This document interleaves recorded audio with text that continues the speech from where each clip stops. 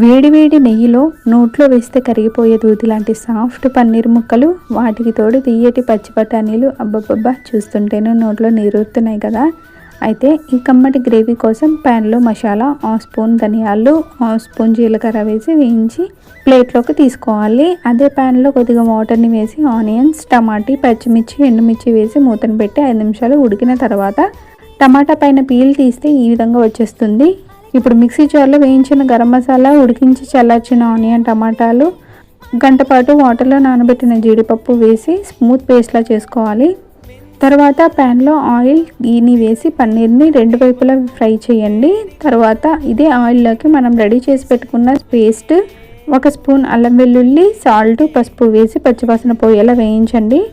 తర్వాత కారం, పన్నీర్ ముక్కలు, గ్రీన్ పీస్, మీ దగ్గర ఉంటే కొంచెం కసూరి మేతిని, అలాగే గరం మసాలాని వేసి అంతా కలిసేలా కలుపుకొని కొద్దిగా వాటర్ని వేసి లో ఫ్లేమ్లో 5 నిమిషాలు ఉడికించుకుంటే మన paneer green peas masala ready అయిపోతుందండి. వేడి వేడి చపాతీలోకి కానీ రైస్లోకి కానీ ఈ సాఫ్ట్ పన్నీర్ ముక్కల్ని వేసుకొని తింటే రుచే వేరు. మీకు నచ్చితే కనుక లైక్ చేయండి, కామెంట్ చేయండి, అలాగే ఫాలో అవ్వడం అయితే మర్చిపోవద్దు.